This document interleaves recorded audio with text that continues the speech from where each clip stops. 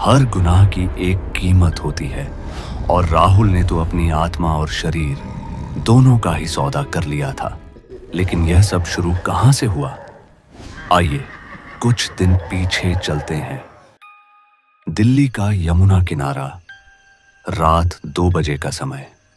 जहां दिन में हजारों लोग गुजरते हैं, वहीं रात के बाद यह इलाका इतना सुनसान हो जाता है कि अपनी ही परछाई भी पीछा करती हुई लगती है। राहुल, उम्र 27, नोएडा सेक्टर 62 में एक प्राइवेट आईटी फर्म में जॉब करता था। पैकेज छोटा, खर्चे बड़े, मां का इलाज, छोटी बहन की फीस और ऊपर से कंपनी में वर्कलोड ऐसा कि नींद गायब। उस रात वह यमुना किनारे टूटे पत्थर पर बैठा अपनी किस्मत को कोस रहा था। सब खत्म हो गया। सैलरी से घर नहीं चलता, माँ बीमार, बहन की फीस, कुछ समझ नहीं आ रहा। उसी वक्त पीछे से किसी के पांवों की रगड़ने की आवाज सुनाई दी, धीमी, भारी, जैसे पुरानी चप्पलें मिट्टी घसीटते हुए चल रही हों। राहुल धीरे से पलटा। पीछे एक बूढ़ा तांत्रिक खड़ा था, काले कपड़े, माथे पर भभूत, हाथ में तांबे की माला और आंखें ऐसी जैसे उसकी आत्मा को चीर कर देख रही हो। क्या ढूंढ रहा है बेटा इस सुनसान किनारे पर? राहुल ने नजरें झुका ली। कुछ नहीं बाबा, जिंदगी ही समझ नहीं आ रही। तांत्रिक मुस्कुराया, ऐसी मुस्कान जिसमें कुछ भी इंसानी नहीं था। समस्या बड़ी नहीं होती बेटा, समाधान बड़ा होना चाहिए। और तेरी सारी मुश्किलों का एक ही रास्ता है। राहुल ने हल्के डर और जिज्ञासा में पूछा। कौन सा? तांत्रिक थोड़ा और करीब आया। उसके कदमों की थकान उम्र से नहीं, किसी और बोझ से लग रही थी। काम पिशाचिनी। राहुल का दिल धड़कना भूल गया। सुना है बाबा, पर वो तो बहुत खतरनाक होती है। तांत्रिक हंसा, पर हंसी में करुणा नहीं, दहशत थी। खतरनाक तो किस्मत भी है बेटा, राज जैसा धन, पद, शक्ति, बस कीमत चुकानी पड़ती है। राहुल टूट चुका था, उसका दिमाग डर पर भारी पड़ चुका था। मुझे सीधा तरीका बताइए बाबा, मेरी जिंदगी बर्बाद हो गई है। तांत्रिक ने अपनी झोली से लाल मिट्टी की एक छोटी डिब्बी निकाली। आज रात से शुरू 3 रात निगम बोध घाट के शमशान में अकेले साधना, न डरना, न पीछे मुड़ना, न आवाज आने पर जवाब देना। राहुल की सांसें तेज हो गईं। और अगर मैं डर गया तो? तांत्रिक उस पर झुककर बोला, तो समझ कि मृत्यु ने तुझे चुना है बेटा। पर तू डर मत, क्योंकि डर ही वो दावत है जिसे काम पिशाचनी सबसे पहले खाती है। और तांत्रिक रात के अंधेरे में गायब हो गया, जैसे वह इंसान नहीं, धुआं हो। राहुल के कदम कांप रहे थे। गंगा नहीं, यमुना। पर रात को यह जगह कुछ और ही बन जाती थी। पुरानी चिताओं की राख उड़कर उसके चेहरे पर पड़ रही थी। उसने मिट्टी से गोल घेरा खींचा, मोमबत्ती जलाई और बाबा की बताई साधना शुरू की। पहला मंत्र, ओम ह्रीं काम पिशाचिनी ते ते ते। दूसरा मंत्र, तीसरा मंत्र। अचानक घाट की हवा बिल्कुल थम गई, जैसे कोई बहुत भारी चीज उसके पीछे खड़ी हो। और तभी कानों में एक फुसफुसाहट तैर गई। राहुल? उसके शरीर में सिहरन दौड़ गई। उसने मंत्र तेज कर दिया। फुसफुसाहट आगे बढ़ी। मुझे पुकारा तुमने? राहुल ने आंखें कसकर बंद कर ली। पलटना मना था, आवाज के जवाब देना मना था। लेकिन फिर उसके ठीक पीछे किसी के नाखून जमीन पर कटते हुए आवाज हुई, बाबा, आप हो ना? कोई जवाब नहीं, सिर्फ नदी की लहरों जैसी धीमी हंसी। पहली रात है राहुल, बस तुम्हारी हिम्मत जांच रही हूँ। हवा तेज चली, मोमबत्ती बुझ गई, घाट की राख घूमकर ऊपर उठने लगी। राहुल मंत्र पढ़ता रहा, कांपता रहा, पर घेरा नहीं तोड़ा। और किसी तरह पहली रात पूरी हुई। उसे पता नहीं था, दूसरी रात उसकी जिंदगी का सबसे बड़ा डर लेकर आने वाली थी। पहली रात की साधना के बाद राहुल किसी तरह बाइक से नोएडा वापस पहुंचा। सुबह 4 बजे, हर सड़क सुनसान।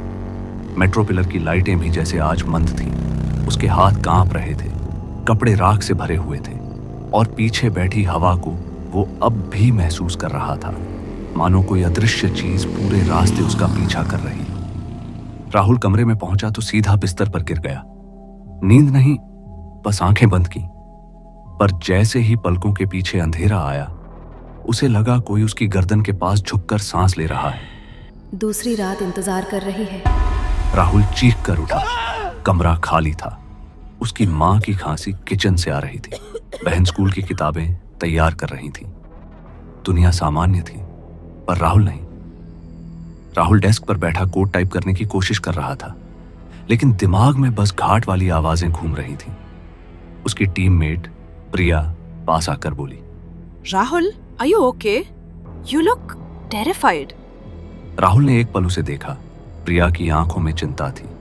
वो वही लड़की थी जिसको राहुल कई महीनों से पसंद करता था, पर जुबान कभी खुली नहीं। बस नींद नहीं हुई, कुछ नहीं।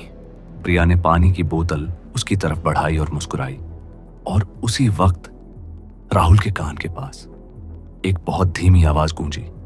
सुंदर है ये। राहुल का दिल जम गया। ऑफिस में ब्रॉड डेलाइट में वो यहां क्या कर रही थी? उसने कुर्सी पीछे खींची, घबराया। नहीं, मैं पागल हो रहा हूं शायद। कॉलिंग बेल बजी। मैनेजर ने मीटिंग में बुलाया। राहुल उठा, पर पीछे ऑफिस की ग्लास वॉल में उसे अपनी परछाई दिखाई दी, और उसके ठीक पीछे एक काले बालों वाली औरत का धुंधला सा सिलहूट, कमर तक बाल, पर चेहरा दिखाई नहीं दे रहा था। दूसरी रात आज है, और मैं इंतजार कर रही हूँ राहुल। राहुल ने पलटकर देखा। पीछे कोई नहीं था। सूरज ढल चुका था। राहुल अपनी बाइक लेकर यमुना किनारे उसी जगह पहुंचा जहां बाबा ने उसे पहली बार देखा था। तांत्रिक का कोई निशान नहीं। बाबा, आप कहाँ हो? मुझे अकेला छोड़कर क्यों गए? पेड़ों के बीच से एक रहस्यमय हवा आई। उसमें राख की गंध थी, श्मशान की, और दूर नीले धुंधलके में राहुल ने बाबा की परछाई देखी। बाबा, बाबा! लेकिन जैसे ही वो दौड़कर पास पहुंचा, वो परछाई हवा में बिखर गई। उसे ढूंढ रहे हो? राहुल ठिठक गया। उसके सामने सड़क पर एक औरत खड़ी थी। लंबे काले बाल, सफेद आंखें, लाल साड़ी, और पैर जमीन को छू भी नहीं रहे थे। दूसरी रात पूरी करनी है ना? राहुल का दिल धड़क धड़क कर जैसे फटने लगा। बाबा, बाबा कहाँ है? वह औरत धीरे धीरे हवा में आगे बढ़ने लगी। जिसने मुझे तेरे ऊपर सौंपा, उसे मौत ने बहुत पहले ले लिया। राहुल के पैर सुन्न हो गए। कौन? वह हंसी, एक इतनी ठंडी हंसी कि राहुल की रीढ़ तक बर्फ दौड़ गई। तुम्हारे बाबा मर चुके हैं। राहुल को अचानक याद आया, पहली रात भी बाबा दिखाई नहीं दिए थे। ना आवाज, ना कोई उपस्थिति, और अब सारी कहानी साफ हो गई। राहुल रोता हुआ घाट पहुंचा। उसने तांत्रिक की मिट्टी से गोला बनाया, मोमबत्ती जलाई और कांपते हुए मंत्र शुरू किए। लेकिन आज हवा भारी थी। धुआं नदी से ढंक गया, उठ रहा था। कुत्तों के भौंकने की आवाजें घाट के हर कोने से आ रही थी। पहला मंत्र, दूसरा मंत्र, तीसरा, और तभी समय हो गया है राहुल। घाट की सारी मोमबत्तियां अपने आप बुझ गईं, और अंधेरे में दो सफेद आंखें। आज मैं नजदीक आऊंगी। राहुल ने मंत्र तेज किया, पर इससे उसकी तरफ कदमों की आवाज और तेज होने लगी। फिर वह उसकी पीठ से सिर्फ 1 इंच दूर आकर रुकी। डर की गंध आ रही है, अच्छी लग रही है। राहुल रो पड़ा। मेरा परिवार, मेरी माँ, बहन, उन्हें कुछ मत करना। वह हंसी। परिवार को बड़ा मानते हो? ठीक है, तो मेरी पहली शर्त सुनो। राहुल की सांस अटक गई। क्या? वह औरत उसके सामने प्रकट हुई। जब तक साधना चलेगी, किसी और औरत को छूना भी मत, देखना भी मत। बस मेरी सेवा करनी होगी। राहुल सहम गया। तुरंत प्रिया का ख्याल आया। वो मुस्कुराई। हाँ, वही लड़की ना, ऑफिस वाली प्रिया। राहुल का खून जम गया। अगर उसे देखने तक की गलती की तो उसकी मौत बहुत दर्दनाक होगी। राहुल डर के मारे चुप हो गया। दूसरी रात पूरी हुई, पर कीमत सिर्फ शुरू हुई थी। दूसरी रात के बाद राहुल की जिंदगी धीरे धीरे पटरी से उतरने लगी। काम पिशाचिनी अब सिर्फ श्मशान में नहीं, उसके साए में, सांसों में, कमरे की हवा में मौजूद थी। माँ चाय बना रही थी, बहन स्कूल की किताबें बैग में डाल रही थी, लेकिन राहुल खाली आंखों से दीवार को देख रहा था। बहन ने छूकर कहा, भैया ठीक हो? तुम इतने पतले क्यों हो गए? अहुल ने तुरंत हाथ खींच लिया। उसे याद था पिशाचिनी की शर्त, किसी औरत को छूना, देखना भी मत, वरना पहला खून उसी का होगा। उसकी बहन डर कर पीछे हट गई। भैया मैंने क्या किया?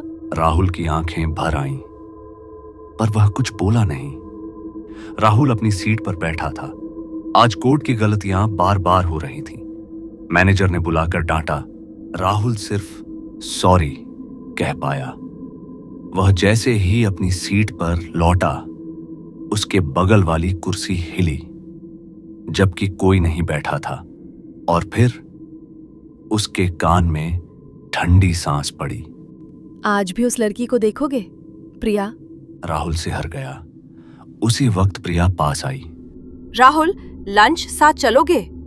ना कह देना, वरना मैं उसके शरीर से खून निचोड़कर पी जाऊंगी। राहुल ने झटके से चेहरा फेर लिया। नहीं, मुझे काम है, मैं चल नहीं सकता। प्रिया रुक गई, उसका चेहरा गिर गया। तुम पहले जैसे नहीं रहे राहुल। और वो चली गई। जैसे ही वह गई, कांच के विंडो पैनल में राहुल ने एक प्रतिबिंब देखा। उसके ठीक पीछे कुर्सी पर बैठी एक औरत, लंबे बालों में चेहरा छिपाए, धीरे धीरे उसकी तरफ मुड़ते हुए। मगर कमरे में कोई नहीं था। घर में तनाव बढ़ने लगा था। माँ ने पूछा, राहुल, ये रात रात भर कहाँ रहते हो? चेहरे पे सूखी राख क्यों लगी रहती है? राहुल चुप रहा। बहन ने कहा, भैया, रात को कमरे में कोई औरत होती है, मुझे आवाज आती है। राहुल के दिल पर जैसे किसी ने बर्फ रख दी। सुन लिया ना तुमने, मैं हूं वहां। राहुल ने डांट कर कहा। चुप रहो, ऐसा कुछ नहीं है। माँ और बहन दोनों डर गईं। वे समझ ही नहीं पा रही थीं कि राहुल को क्या हो गया है। उस रात राहुल ने कमरे का दरवाजा बंद कर लिया और रोने लगा। आज तीसरी और आखिरी रात थी, जिसके बाद काम पिशाचिनी पूरी तरह प्रकट होती और राहुल को उसका वादा पूरा करना होता। राहुल ने बाइक रोकी। हवा में जलती चिताओं की राख उड़ रही थी। निगमबोध घाट आज पहले से ज्यादा भूतिया लग रहा था। जैसे ही राहुल नीचे उतरा, आ गए मेरी आखिरी रात निभाने। राहुल थरथरा गया। मेरा परिवार, उन्हें कुछ मत करना प्लीज। वह औरत पेड़ के सहारे खड़ी थी।